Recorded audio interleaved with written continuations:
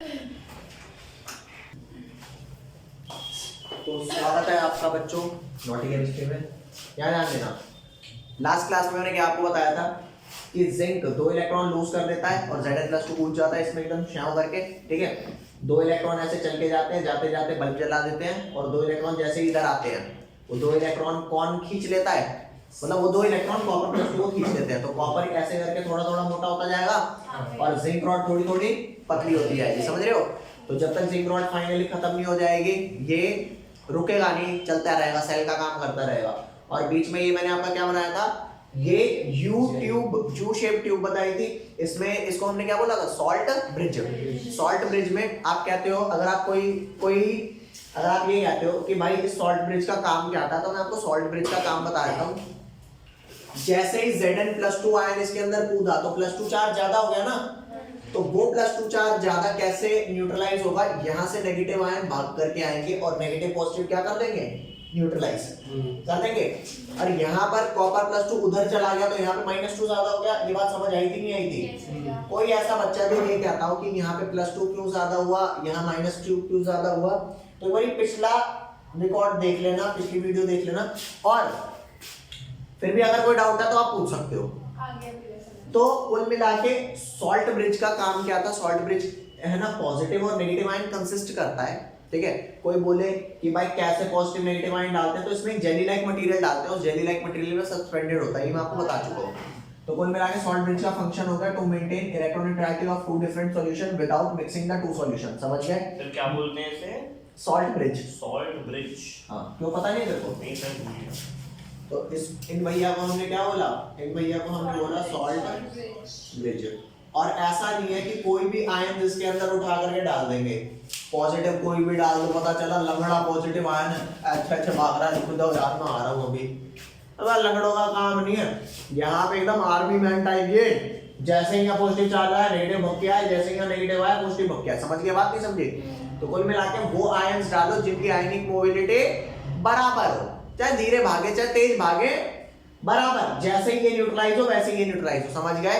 तो कोई तो मैंने कंडीशन लिखवाई थी लास्ट क्लास में। कंडीशन हमारी क्या थी कि ionic mobility of ions must be same to be present in salt bridge. यहां तक कोई लोचा? अरे बोल दे भाई।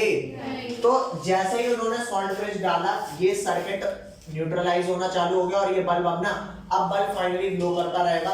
तो ये जितना भी अभी मैंने पढ़ाया ये हमारा बेसिक प्रिंसिपल है, किसका? Basic principle of a cell है। चाहे कोई भी सेल हो या कोई भी बैटरी हो, वो इसी बेसिक प्रिंसिपल पे काम करती है।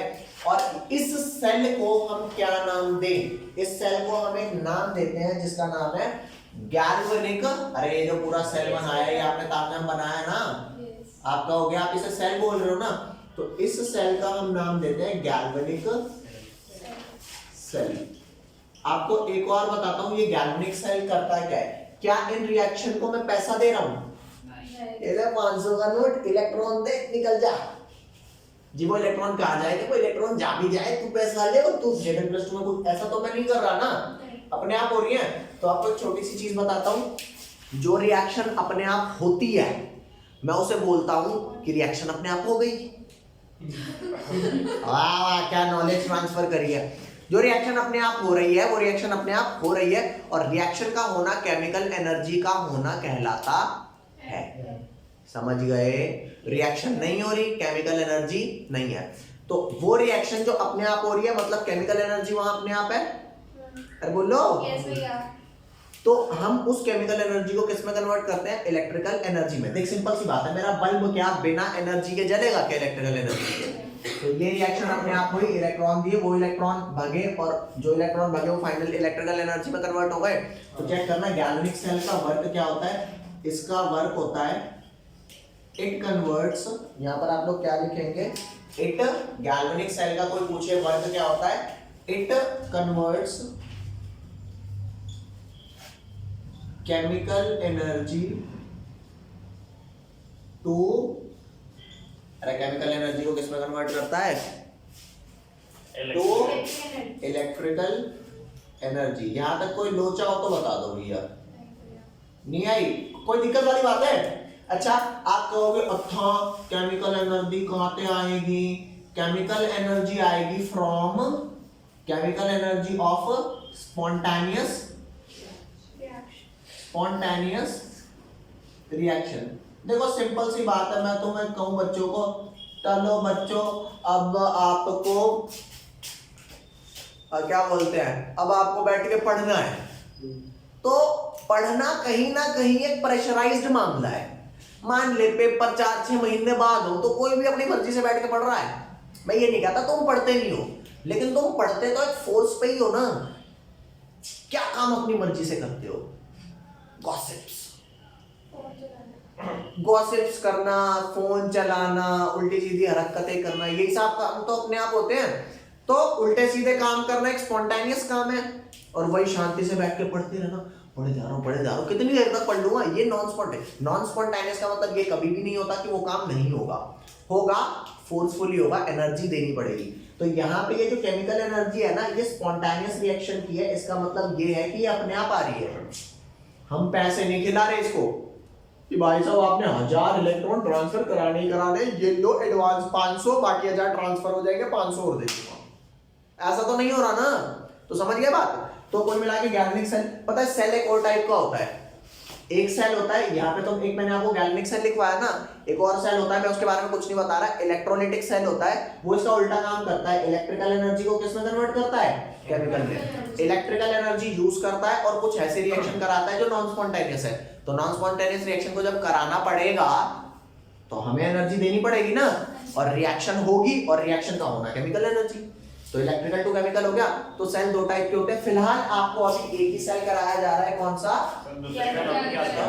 दूसरे का नाम इलेक्ट्रोलाइटिक सेल है। उसके बारे में अगर आप नहीं भी लिखते हो तो कोई दिक्कत नहीं है, फिलहाल आपको गैल्वेनिक सेल समझना है।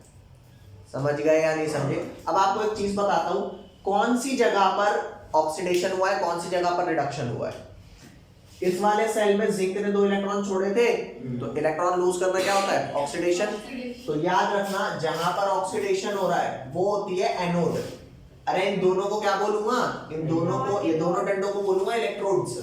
ठीक है, तो यहां पर लिखो electrodes are of 2 type. Electrodes are of 2 types.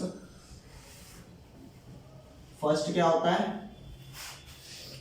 पहला आपका इलेक्ट्रोड कौन सा होता है? एक होता है एनोड, सेकंड कौन सा होता है? कैथोड। ठीक है, और गैल्वेनिक सेल में एक वर्ड ही लिखवा रहा हूं, गैल्वेनिक सेल में एक वर्ड लिखवा रहा हूं, यहां ध्यान देना। ये रेक्टिफिकेशन के लिए LOAN, इसको क्या बोलते हैं? लोन। तो लोन में चेक करके देख, यहां पर आपका ऑक्सीडेशन हुआ है। ठीक है, तो ऑक्सीडेशन होता है हमेशा एनोड पे, और कैथोड पे क्या होता है? हमेशा रिडक्शन होता है। तो याद रख, लेफ्ट साइड में ऑक्सीडेशन हो रहा है, एनोड है, और इस पे नेगेटिव चार्ज है। कोई पूछेगा ना एनोड का क्या चार्ज है, कैथोड का क्या चार्ज है? कोई बंदा पूछता है एनोड या कैथोड का क्या चार्ज है, तो तुम कहोगे यार एनोड शायद पॉजिटिव होती है, कैथोड नेगेटिव होती है। तुम्हें शायद यही पता होगा, लेकिन मैं बताता हूँ, डिपेंड करता है सेल कौन सा है। गैल्वेनिक सेल में एनोड का जो चार्ज होगा ना, इलेक्ट्रोलाइटिक जो दूसरा सेल है उसमें एनोड का चार्ज अलग होगा। यही बात समझ लो। अरे बोलो, तो मेरी बात सुनना, यहाँ पर एनोड पर कौन सा चार्ज है? नेगेटिव चार्ज, और यहाँ पर कैथोड पे कौन सा चार्ज है? पॉजिटिव। तो मैं सिर्फ गैल्वेनिक सेल के लिए बात बता रहा हूँ। गैल्वेनिक सेल के लिए एक वर्ड है क्या? लोन। लोन में आपका ये बता रहा है, लेफ्ट पे क्या होता है? ऑक्सीडेशन, और ये क्या है? एनोड है, और इस पे साइन क्या है? नेगेटिव। कोई लोचा यहाँ तक? Left oxidation, anode, negative. ये वाला वर्ड सिर्फ है किसके लिए? ये वर्ड सिर्फ और सिर्फ गैल्वेनिक सेल के लिए। तो एक याद करें, दूसरा पॉइंट, अगर गैल्वेनिक सेल में एनोड नेगेटिव है तो गैल्वेनिक सेल में कैथोड क्या होगा? पॉजिटिव होगा। और यहाँ पे अगर एनोड नेगेटिव है तो दूसरा जो इलेक्ट्रोलाइटिक सेल है वहां पे एनोड क्या हो जाएगा? पॉजिटिव। समझिए बात, उल्टा कर देता है। ठीक है, तो गैल्वेनिक सेल के लिए आपने याद रख लिया, इलेक्ट्रोड आपकी क्या होती है? एनोड होता है, कैथोड होता है। एनोड पे ऑलवेज ऑक्सीडेशन होता है, चाहे कोई सा भी सेल हो। ठीक है, तो ये वाली बात एक बार लिख लो जल्दी से, फिर इसके आगे बताता हूं। चलो भाई यहाँ ध्यान देना। अब आपको एक चीज बता रहा हूं जिसका नाम है रिएक्टिविटी सीरीज। ये आपको ये कैसे पता लगेगा कि कौन सा एलिमेंट इलेक्ट्रॉन लूज करेगा और कौन सा गेन करेगा? ये बात तो हमारे को कैसे पता लग गया? रिएक्टिविटी सीरीज से। समझ रहे हो? ये कहते हो तो ये सारा पार्ट मिटा दूं? हाँ जी। या एक छोटी सी बात समझा दूं? समझा दो। है? चलो पहले तो मिटा ही देता हूँ ये वाला सारा। चलो भाई नेक्स्ट आते हैं रिएक्टिविटी से question. How do we come to know that which element will lose electron and which will gain? ठीक है भैया? know that which element will lose and which one will gain electron, है ना? तो answer क्या है इसका? आंसर है हमारा, पहले वो बात लिखवा देता हूं जो आपने आज तक पढ़ी है, फिर वो लिखा दूंगा जो अब पढ़ोगे। रिएक्टिविटी सीरीज आंसर है, रिएक्टिविटी सीरीज। और रिएक्टिविटी सीरीज को अब हम क्या बोला करेंगे? अब हम बोला करेंगे इलेक्ट्रो केमिकल सीरीज। ठीक है भैया? इलेक्ट्रोकेमिकल सीरीज को ECS ये लिख देंगे। अब अगर मैं आपको बोलूं इलेक्ट्रोकेमिकल सीरीज में क्या होता है, जैसे अगर कोई आपको बोलता है कि ये इंसान ना बहुत बड़ा इंसान है, बहुत बड़ा आदमी है, तो बहुत बड़ा आदमी का क्या मतलब होता है? हमारा 10-20 फुट का है। बड़ा आदमी का मतलब है अमीर है, बड़ा पैसा है, बड़ा कारोबार, ज्यादा इज्जत, यही सब तो होगा, है ना? तो इलेक्ट्रोकेमिकल सीरीज में हमारे को एलिमेंट की ना रिएक्टिविटी का पता लगता है। क्या? रिएक्टिविटी। अब तुम कहोगे अच्छा जी रिएक्टिव किस टर्म्स में? तो मैं आपको बताता हूं। जब भी मैं बात करता हूं ना रिएक्टिविटी की, तो रिएक्टिविटी का मतलब होता है कि कोई एलिमेंट कितना इजीली इलेक्ट्रॉन लूज करेगा। जो इजीली लूज करेगा वो रिएक्टिव एलिमेंट, जो नहीं करेगा वो नॉन रिएक्टिव। तो यहाँ पर ध्यान देना, इसकी डेफिनेशन और रिएक्टिविटी किस टर्म्स में वो समझा जाता हूं। देख भैया, here in electrochemical series we talk about reactivity in terms of what? In terms of that how easily an element loses its electron। ठीक है भैया? which implies reactivity will be more if element will lose electron easily and vice versa। ये बात समझ रहे हो नहीं समझ रहे? अगर इलेक्ट्रॉन इजीली लूज कर रहा है, समझ रहे हो, तो वो अच्छा रिएक्टिव है, ज्यादा रिएक्टिव है। Reactivity will be more if element will lose electron easily. और वाइस वर्सा का क्या मतलब हो गया कि रिएक्टिविटी अच्छी नहीं होगी अगर वो एलिमेंट इलेक्ट्रॉन लूज नहीं कर रहा। ये बात समझ आएगी नहीं आई? पक्का? अब यहां ध्यान देना भैया, रिएक्टिविटी सीरीज पहले आपको लिखवा देता हूं। यहां पर इलेक्ट्रोकेमिकल सीरीज हमारी ये रही, इलेक्ट्रोकेमिकल सीरीज ले भैया, LIK। इसको ना याद करने की एक टेक्निक बता रहा हूं, ठीक है? क्या ध्यान दें, LIKDA SR, इसे ऐसे याद रखेंगे, लिक बेसर का ना मज अल मंजन। ठीक है भैया? मंजन करफी कड को नी सन पब। लेकिन तुम्हारे याद कराने की कोशिश करता हूं। लिक बेसर काना मजअल मंजन करफी कडकोनी सनपब। इसको लिख देते हैं, लिक बेसर, बेसर समझ गया ना, जिसका सर नहीं है, ठीक है? मजअल मंजन, मंजन तो पता है तुम्हें, कर्फी, कर्फ्यू नहीं कर्फी, और ये हो गया कडकोनी। कडकोनी ये याद कराने का ना तरीका बताता हूँ, उसका है सन पब। देख कोनी कैसे याद है, कोनी से कहते हैं कडकोनी, कड्डा निकालने को बोलते हैं कडकोनी, और उस सन को मार जो पब में जाता है, कडकोनी धुम, अरे कडकोनी सन पब, उस सन को मारो जो पब में जाता है। मजा क्या होता है? मजा कुछ नहीं होता ओ भैया, इसमें बहुत कुछ नहीं है। ये बेसर, बेसर क्या होता है, बेसन होता है, बेसर तो बेसर, लिख बेसर, लिख मतलब लिख करना, ठीक है। और क्या लिख करना जिसका सर नहीं है, कोई नहीं। तो ये समझ आया। इसको आपको शुरुआत में ना बहुत अटपटा सा लगेगा, क्या लिख बेसर काना, अगर आप जल्दी जल्दी करोगे ना बहुत जल्दी जल्दी हो जाएगा। लिख बेसर काना मजल मंजन कर्फी कडकोनी संभव, इतनी जल्दी जल्दी हो जाएगा सच में, ठीक है। तो ये एलिमेंट हो गए। इसके बाद एक एलिमेंट, क्योंकि नीचे जगह नहीं है यहाँ लिख रहा हूँ, इसके बाद एक एलिमेंट होता है हाइड्रोजन। ये बेस एलिमेंट होता है। बेस वो बेसिक वाला बेस नहीं, बेस मतलब जिसके बेसिस पे इनकी वैल्यूज निकाली है, ये बेस एलिमेंट हो गया।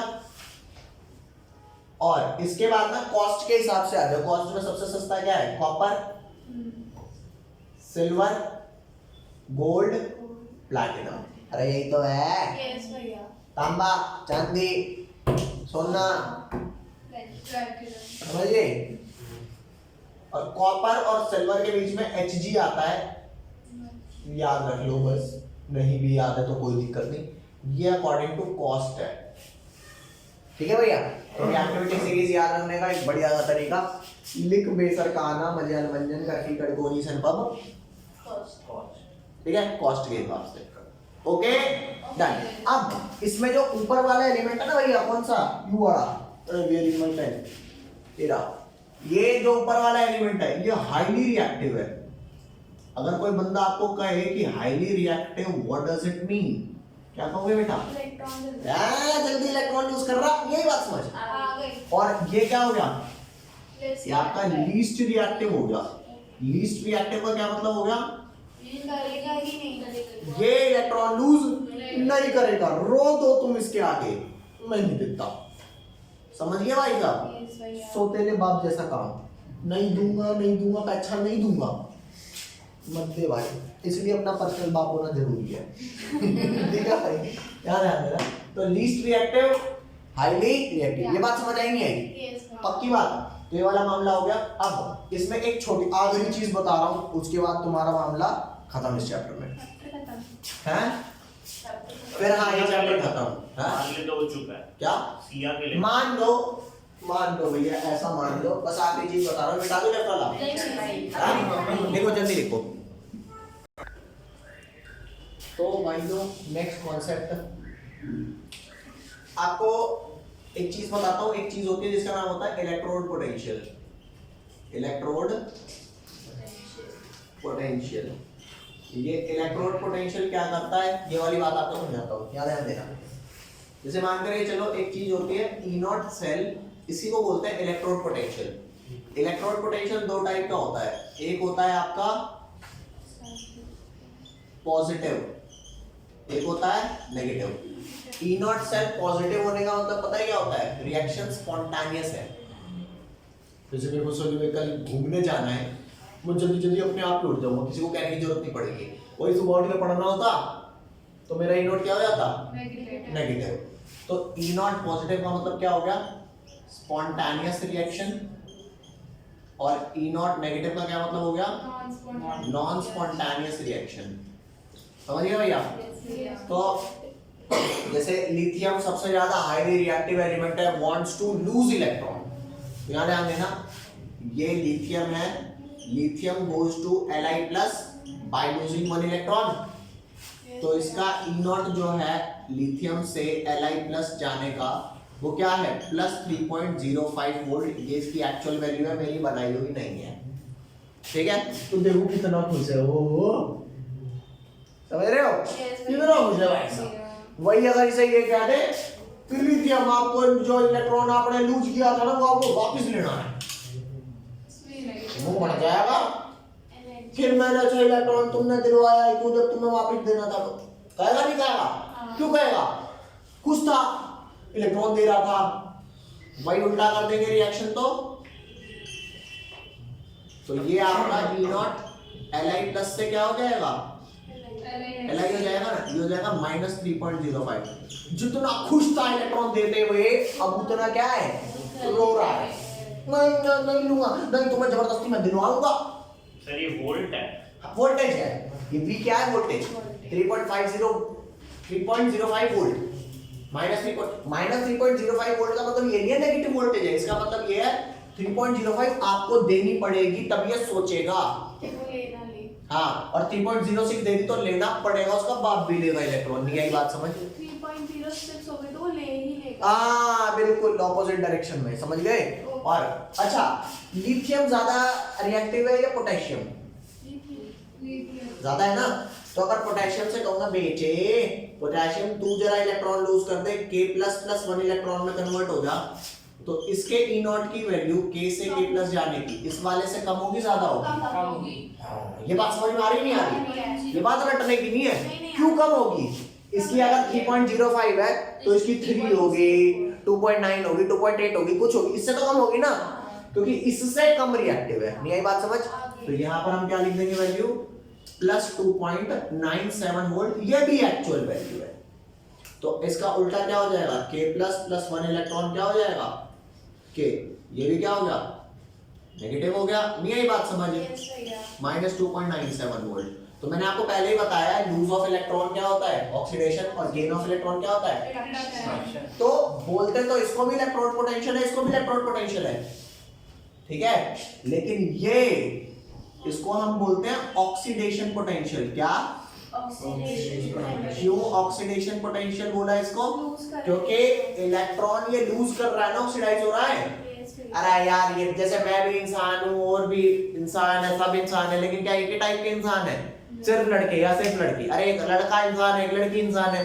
तो यहाँ पर इलेक्ट्रॉन पोटेंशियल ये भी है, इलेक्ट्रॉन पोटेंशियल ये भी है, लेकिन इसको क्योंकि ऑक्सीडेशन हो रहा है ना, तो ये हो गया ऑक्सीडेशन पोटेंशियल। और ये वाला क्या हो गया, ये वाला आपका नेक्स्ट क्या हो गया, कहाँ गया पहले बार ये रहा। तो ये वाला आपका क्या हो गया, ये आपका हो गया रिडक्शन पोटेंशियल। यही बात समझ? Oxidation potential, reduction potential. चलो तुमसे क्वेश्चन पूछता हूँ, ऑक्सीडेशन पोटेंशियल को एक वर्ड यूज करूंगा ओपी।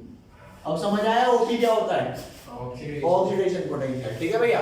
और इसको क्या यूज करेंगे, आरपी। तो चेक करो ओपी की बात करते हैं, किसकी ज्यादा है, एलआई की या के की? ओपी की वैल्यू एलआई की ज्यादा है, के की कम है, लेकिन वही आरपी की वैल्यू पूछो तो किसकी ज्यादा है, के की ज्यादा है। अबे नेगेटिव में जो नंबर छोटा होता है वही बड़ा माना जाता है। तो आरपी की वैल्यू के की ज्यादा है, एलआई की कम है। नहीं आई बात समझ? झूठ मत बोलना, पक्का।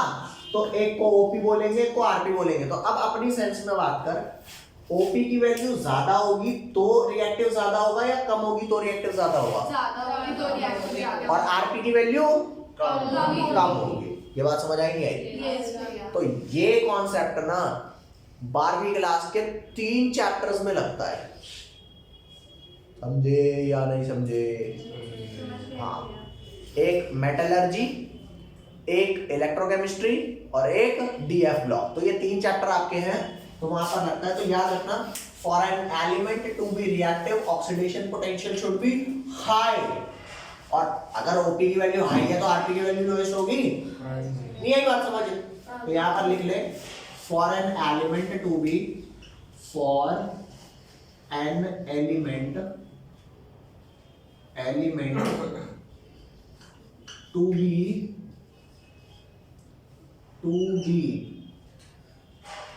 called reactive, its OP should be, its OP should be, should नहीं बेटा, should की जगह क्या आएगा, must be high, है ना, and RP must be लो। ये समझ आई बात? अब यहाँ तक कोई लोचा हो तो बता दो भाई, पक्का बोलो। अब इसके भी आप पे क्वेश्चन है, वो हम क्वेश्चन प्रैक्टिस में करेंगे। बाकी अगर मैं बात करूं, चैप्टर हमारा क्या हो गया, फिनिश। ठीक है, चलो ओके, मिलते हैं नेक्स्ट क्लास।